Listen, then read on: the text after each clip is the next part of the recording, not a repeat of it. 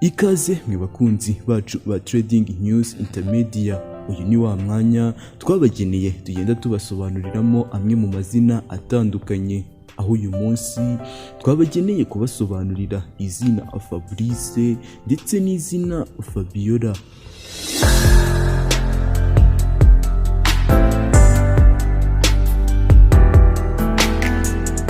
Izina FABRICE ni izina bita umwana w'umuhungu, ndetse izina FABIOLA akaba ari izina bita umwana w'umukobwa. Tudatinze rero reka duhere ku izina FABRICE. Izina FABRICE ni izina rikomoka ku rurimi rw'ikilatini, ngo rikaba risobanura ngo umunyabukorikori.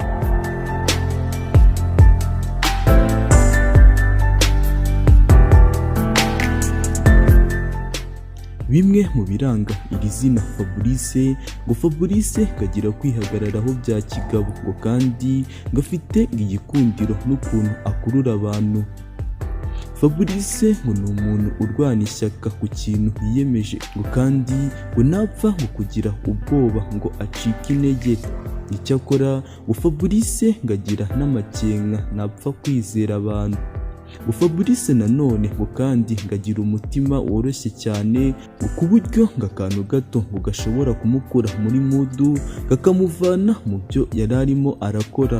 FABRICE kandi ngagira umujinya iyo abona utamwumva.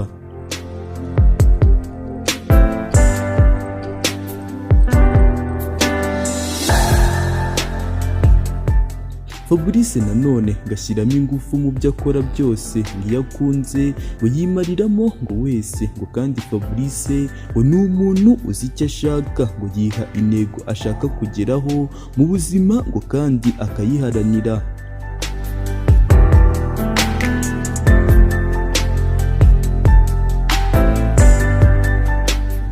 Ngiyo FABRICE abonye ishimwe ngo aba umukozi mwiza cyane kandi w'intangarugero. ngo FABRICE kandi gariyizera, ngarakara vuba, ngo kandi ntazi no gutegereza.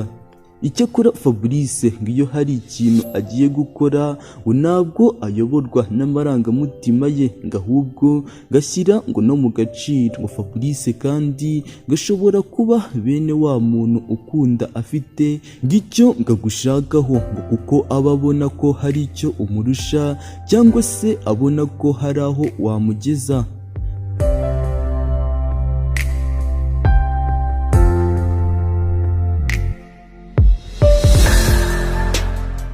FABRICE ariko nanone ngakaba umuntu wihagararaho cyane, ngo wanga agasuzuguro, ngo kandi ngo wanga ngo n'akarengane mu buzima. Iyo bibaye ngombwa haba mu kazi cyangwa mu rugo hakagira igihinduka, ngo burya FABRICE gafata inshingano ngo kandi akazubahiriza. Imwe mu mirimo aba ba FABRICE ngo bakunze gukora, ngo bakunze gukora akazi k'ubuganga, icungamutungo, guteka ibijyanye n'ubukorikori cyangwa se ubugeni.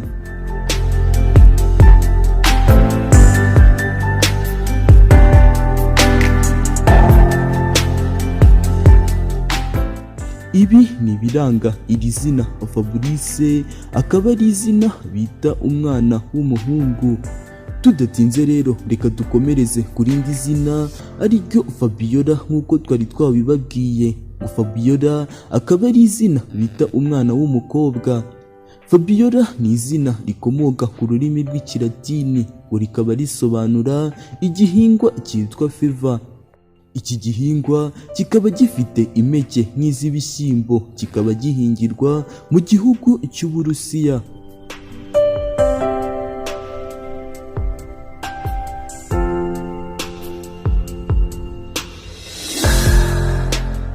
Bimwe mu biranga abitwa ba FABIOLA, ngo FABIOLA ngarangwa no kugira ibakwe, ngo mu byo akora byose ngo aba afite intego ngagamije kugeraho, ngo kandi ngakunda ibintu ngo bikozwe neza mu mucyo.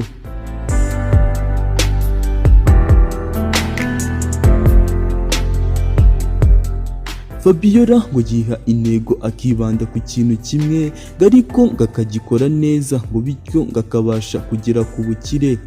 nanone ngo yiha intego nini ngagaragara nk'umuntu udapfa guseka ngo ariko ngagaragara neza inyuma ngo kuko usanga yisanzura ku bantu kandi ngo bakabimukundira.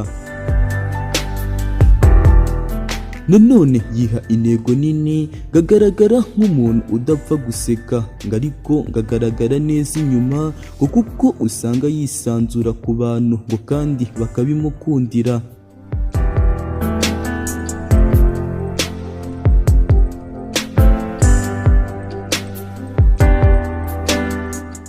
Fabiola ngahora afite abandi bantu areberaho gafatiraho icyitegererezo ngiyo wamugiriye neza ngarazirikana akabikwitura ngo kandi ngo muri we gaziburya no kwita ku bantu.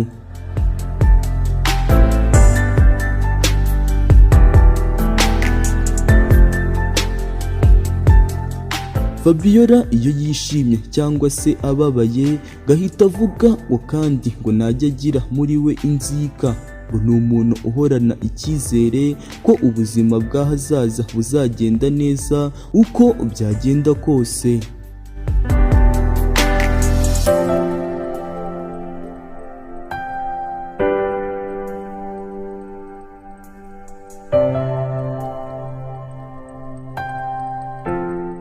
Ngibi bimwe mu biranga iri zina ry'abitwa ba Fabiola, akaba ari izina bita umwana w'umukobwa.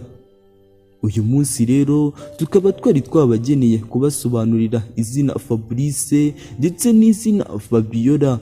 Izina Fabrice tubibutse ko ari izina bita umwana w'umuhungu, naho Fabiola akaba ari izina bita umwana w'umukobwa.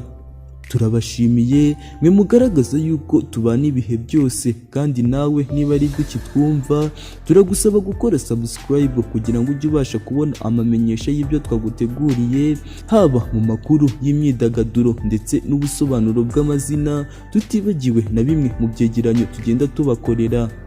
Iyi ni Trading News Intermedia. Turabashimiye, amahoro y'Imana akomeze kubarinda aho muherereye mwese.